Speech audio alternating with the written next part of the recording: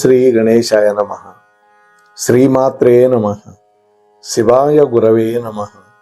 శ్రీకృష్ణ పరబ్రహ్మణే నమః. శ్రీరామాయ నమః. సప్తాశ్వరథమారూఢం ప్రచండం కశ్యపాత్మజం శ్వేతపద్మధరం దేవం తం సూర్యం ప్రణమామ్యహం. నా ఆరాధ్య దైవమైనటువంటి రామచంద్ర ప్రభువుకి వంశకర్త అయినటువంటి సూర్య భగవానుడికి మునుముందుగా నమస్కారం చేసుకుందాం. ఎందుకంటే ఈ రోజున ఫిబ్రవరి 17వ తేదీ సూర్యగ్రహణం ఏర్పడుతోంది. సాధారణంగా ప్రతి సంవత్సరం 2 చంద్రగ్రహణాలు 2 సూర్యగ్రహణాలు ఏర్పడుతుంటాయి. ఈ 2026లో మొట్టమొదటి సూర్యగ్రహణం ఫిబ్రవరి 17 మంగళవారం రోజున ఏర్పడుతోంది. శాస్త్రవేత్తలు అయితే దీన్ని ఒక అద్భుతమైన ఖగోళ దృశ్యంగా చెబుతూ ఉన్నారు. ఎందుకంటే ఈ సూర్యగ్రహణం సమయంలో సూర్యుడు ఒక వలయాకారంలో అగ్ని వలయంగా కనిపిస్తాడు. కాగా ఇప్పుడు మనం సూర్యగ్రహణ సమయం ఏంటి, భారతదేశంలో అసలు కనపడుతుందా, దీనికి సూతక కాలం ఏమైనా మనం వర్తింపు చేయాలా అనే విషయాలు తెలుసుకోవాలిగా. అసలు సూర్యగ్రహణం ఎందుకు ఏర్పడుతుంది? అమావాస్య రోజు ఏర్పడుతుంది. కానీ ప్రతి అమావాస్యకి సూర్యగ్రహణం వస్తుందా అంటే లేదు. అంటే మాఘ అమావాస్యది. అంటే భూమికి సూర్యుడికి మధ్య గనక చంద్రుడు అడ్డం వస్తే అప్పుడు సూర్యుడు కొంత భాగం అంటే పాక్షికంగా కానీ పూర్తిగా కానీ కొంచెం సేపు కనపడ్డు, కొన్ని గంటలు కొని. దీన్ని సూర్యగ్రహణం అంటారు. అయితే దీని ప్రభావం ప్రపంచవ్యాప్తంగా ఉండడమే కాకుండా మానవుల యొక్క జీవితాల మీద కూడా ప్రభావం చూపిస్తుంది. ఎందుకంటే మనం భూమి మీద నివసిస్తున్నాం కాబట్టి. ముఖ్యంగా ఈ గ్రహణ ప్రభావం కొన్ని రాసుల వాళ్ళకి మానసిక సమస్యలు, ఆర్థిక సమస్యలు, ఆరోగ్య సమస్యలు తెచ్చిపెడుతుంది. అయితే భారతదేశంలో ఈ 17వ తేదీ ఏర్పడబోతున్నటువంటి సూర్యగ్రహణం కనపడదు. దాదాపు ఇది 2 నిమిషాల 20 సెకండ్ల పాటు మాత్రమే ఉంటుంది. ఉదయం 7 గంటల 1 నిమిషాలకి ప్రారంభమై, అంటే భారత కాలమానం ప్రకారం మధ్యాహ్నం 12 గంటల 31 నిమిషాలకి సూర్యగ్రహణం ఏర్పడుతుంది. ఇందాక మనం చెప్పుకున్నట్టు ఈ సూర్యగ్రహణం అగ్ని వలయం ఆకారంలో వస్తుంది. ముఖ్యంగా ఈ గ్రహణం కనిపించేది అంటార్కిటికాలో కనిపిస్తుంది. ఆ తరువాత దక్షిణాఫ్రికా, చిలీ, అర్జెంటీనా దేశాల్లో కనిపిస్తుంది. మన భారతదేశంలో కనపడదు. కాబట్టి ఈ గ్రహణం మన భారతదేశంలో కనిపించదు. కాబట్టి దీనికి సూతక కాలం అనేది పాటించాల్సిన పని లేదు. వాస్తవానికి మన భారతదేశంలో కనిపించే సూర్యగ్రహణం కనుక అయితే గ్రహణం పట్టడానికి ముందు 12 గంటల నుంచి సూతక కాలం అనేది పాటిస్తారన్నమాట. అంటే దేవాలయాలు మూసివేయటం ఇటువంటివన్నీ ఉంటాయి. అలాగే మతపరమైనటువంటి ఆచారాలకు దూరంగా ఉండటం, ముఖ్యంగా కొత్త బట్టలు ధరించటం, గోళ్లు కత్తిరించుకోవటం, వెంట్రుకలు కత్తిరించుకోవటం, శుభకార్యాలు జరపడం ఇవేవి మంచిది కాదని పెద్దలు చెప్పేది. అయితే మరి ఏం చేయొచ్చు అంటే, గురుముఖంగా మనం ఒక మంత్రాన్ని ఉపదేశం పొందితే ఆ మంత్రాన్ని జపం చేసుకుంటే అనేక రెట్ల ఫలితం వస్తుంది అని పెద్దలు చెప్పే మాట. కాబట్టి గురుముఖంగా మనం పొందిన మంత్రాన్ని జపించాలి. గ్రామాల్లో ఈ పాము మంత్రం అని, తేలు మంత్రం అని, ఈ సర్పిలాగా శరీరం మీద వస్తే మంత్రాలు వేసేవాళ్ళు ఒక అట్లకాడతోటి. ఆ అట్లకాడని తిప్పి మంత్రాలు పెట్టేవాళ్ళు మా పెద్దవాళ్ళు. అటువంటి వాళ్ళందరూ కూడా ఈ గ్రహణం రోజు తప్పకుండా ఈ యొక్క మంత్రాన్ని జపం చేసుకోవాలి. అప్పుడు కానీ ఆ మంత్రం సక్రమంగా పనిచేయదన్నమాట. అందుకని ఏ పరిస్థితుల్లో కూడా గురూపదేశం ద్వారా పొందిన మంత్రాన్ని జపం చేసుకోవాలి. ఇది ముఖ్యమైన మాట. ఇకపోతే ఈ దర్భకర్రకి గ్రహణాలకి సంబంధం ఉన్నది. అంటే మన ఆంధ్రులు ముఖ్యంగా ఎక్కడ నివసించే వాళ్ళైనా భారతదేశంలో ఈ ఊరగాయ పచ్చళ్ళు పెట్టుకోవటం అనేది ఒక సంప్రదాయం. ఎందుకంటే ఆ రోజుల్లో అన్ని రకాల కాయలు అన్ని రకాల సీజన్లో రావు.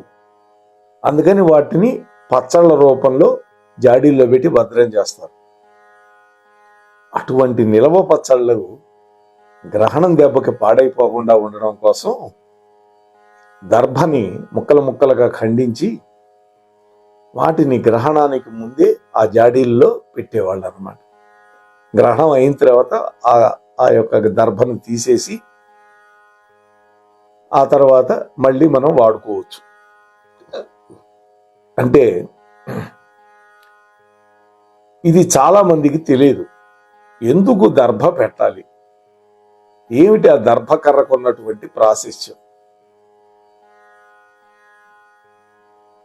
మనం తెలుసుకోవాలి కదా మన ఛానల్ ద్వారా.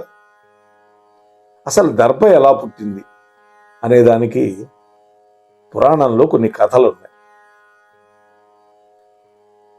దీనిని విశ్వామిత్ర మహర్షి సృష్టిగా కొన్ని పురాణాలు చెబితే, విష్ణు పురాణంలో విష్ణుమూర్తి కూర్మావతారంలో మందర పర్వతానికి కిందకు దూరి ఆ మందర పర్వతం మునిగిపోకుండా సముద్ర మథనానికి సహాయం చేశాడు. క్షీరసాగర మథనాన్ని చేస్తున్నారు. మందర పర్వతాన్ని కవ్వంగా చేసి వాసుకి అనే సర్పాన్ని తాడుగా చేసి దేవతలు దానవులు.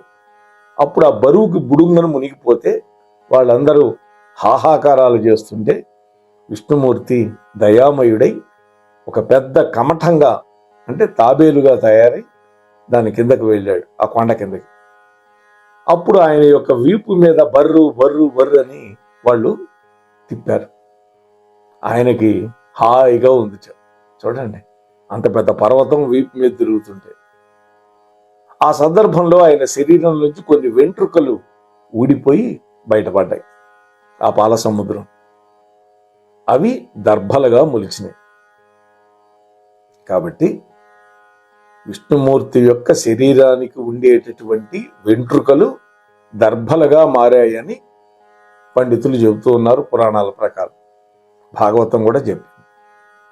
అందువల్లనే దర్భను సాక్షాత్తు విష్ణు స్వరూపంగా భావించి మనం పూజిస్తాం. మన హిందూ సంప్రదాయంలో ప్రకృతిలోని ప్రతి ప్రాణికి, చెట్టుకి, పుట్టకి ఒక ప్రత్యేకమైనటువంటి ఆధ్యాత్మికమైనటువంటి విలువ ఉన్నది. తులసిని పూజిస్తున్నాం మాతగా, అవునా? గోవును పూజిస్తున్నాం గోమాతగా. వేప చెట్టును పూజిస్తున్నాం మహాలక్ష్మి స్వరూపంగా. అలాగే అశ్వత్థ వృక్షాన్ని విష్ణుమూర్తి స్వరూపంగా పూజిస్తూ ఉన్నాం మనం. ఔదుంబర వృక్షాన్ని సాక్షాత్తు దత్తాత్రేయ ప్రభువుగా భావిస్తాం. అట్లాగే గడ్డి జాతికి చెందినటువంటి దర్భ కూడా పవిత్రమైనదిగా భావించబడింది. అంతేకాదు, మహాభారతంలో ఆది పర్వంలో గరుత్మంతుడి యొక్క కథ చెప్పేటప్పుడు గరుత్మంతుడు దేవలోకం నుంచి అమృత భాండాన్ని తెచ్చాడు నాగుల కోసం. అంటే తన తల్లి యొక్క దాస్య విమోచనం కోసం. అప్పుడు కింద పెట్టపోతే, కింద పెట్టకూడదు నాయన, దర్భలు పరవండి, ఆ దర్భల మీద పెడదాం అమృత భాండం అన్నారు. ఆ దర్భల మీద పెట్టారు. నాయన మీరు శుచి అయి వచ్చి తాగాలి, అంతేగాని ఇది అమృతం అనగానే వాళ్ళు స్నానాలకు వెళ్ళారు. అదే టైంలో ఇంద్రుడు వచ్చి అమృత భాండాన్ని తీసుకెళ్లిపోయినాడు మళ్ళా. ఎందుకంటే ఈ నాగులకు గనక అమృతం పోసామా ఇక వీటి యొక్క విజృంభణకు అంతు పంతు ఉండదు అనే ఉద్దేశంతో. అయితే ఆ సందర్భంలో కొన్ని బొట్లు ఒలికి దర్భల మీద పడ్డాయి. చూడండి, ఆ నాగులు వచ్చి చూస్తే అమృత భాండం లేదు, ఆ దర్భలనన్నా నాకితే బాగుంటుందని నాకినేటు. ఆ దర్భ కోసుగా ఉంటుంది, వాటి నాలికలు రెండుగా చీలిపోయినట్టు. అప్పటి నుంచి పాములని ద్విజిహ్వులు అని పిలిచారని మనం మహాభారతం చెబుతోంది. అంటే అమృతం పడ్డటువంటివి కాబట్టి దర్భలు అవి పవిత్రములు, అంటే విష్ణుమూర్తి యొక్క వెంట్రుకలు పవిత్రములు. అలాగే అమృతం చుక్కలు పడ్డాయి కాబట్టి దర్భలు పవిత్రమైనవి. అటువంటి అమృతాన్ని గ్రహించినటువంటి ఆ దర్భలను గనక పచ్చళ్లలో పెడితే గ్రహణ సమయంలో వచ్చినటువంటి ఆ ప్రభావం ఆ పచ్చళ్లకు ఉండదు, మనం మళ్ళీ వాడుకోవచ్చు. ఇది అంతరార్థం అన్నమాట. ఈ దర్భల్లో కూడా చాలా రకాలు ఉంటాయి. ఇవి శుభకార్యంలో వాడతారు, అశుభకార్యంలో కూడా వాడతారు. దర్భలు లేకపోతే తద్దినము పూర్తవదు, పెళ్లిళ్లలో కూడా దర్భ కావాల్సిందే.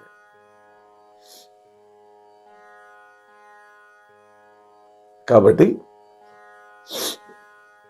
ఈ దర్భలు తూర్పు ముఖంగా పరుచుకొని ఎన్నో యజ్ఞాలు చేశాడు కాబట్టి ఒక రాజుకి ప్రాచీన బరిహి అనే పేరు వచ్చిందని కూడా భాగవతం చెబుతోంది. అలాగే ఈ దర్భలోనే రెల్లు అని ఒక జాతి ఉంది. ఆ రెల్లు పొదల్లోనే పుట్టాడు మన శరవణ భవుడు సుబ్రహ్మణ్యుడు. ఆ రెల్లు జాతి గడ్డిని కూడా ఇళ్లకి పైకప్పులుగా వాడుతూ ఉంటాం. కాబట్టి ఆహారం వండినటువంటి పదార్థాలు కావచ్చు, లేదా నిల్వ ఉంచే పదార్థాల మీద ఈ దర్భలు పెట్టినప్పుడు గ్రహణం వల్ల వచ్చేటటువంటి కిరణాలు అతినీలలోహిత కిరణాలను వస్తాయి. ఆ దుష్ప్రభావాలని దర్భ తీసివేస్తుంది అని మనం అర్థం చేసుకోవాలి. ఇక ఆరోగ్యపరమైన ప్రయోజనాలు కూడా కొన్ని ఉన్నాయండి దర్భల వల్ల. వేదాల ప్రకారం దర్భకి ఎన్నో ఔషధ గుణాలు ఉన్నాయి. కిడ్నీలో రాళ్ళు, మూత్ర సంబంధమైన రోగాలు, విరోచనాలు, రక్తస్రావ సమస్యలను తగ్గించడంలో కూడా ఈ దర్భలు ఎంతో ఉపయోగపడతాయి.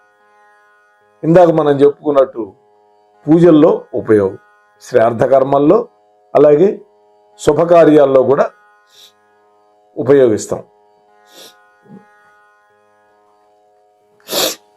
అంతేకాదు దర్భలకి దేవతలను, పితృదేవతలను ఆహ్వానించేటటువంటి గొప్ప శక్తి ఉన్నదండి. అందువల్లనే యజ్ఞయాగాల్లో అగ్ని చుట్టూ దర్భను పరుస్తారు. మనం తద్దినం పెట్టేటప్పుడు కూడా ఒక్కొక్క దిక్కున ఒక్కొక్క దర్భ పరిచి ఉత్తర దిక్కున మాత్రం 2 దర్భలు పెడతాం. ఎందుకంటే అక్కడ మనం ఒక నీళ్ల పాత్రని పెడతాం, అలాగే ఈ ఘృత పాత్రను కూడా పెట్టడానికి ఒక ఆచ్ఛాదనగా 2వ దర్భను పెడతాం. చూడండి, అంతటి పవిత్రమైనది దర్భ. అంటే హోమకార్యం చేయాలన్నా దర్భలు కావాలి.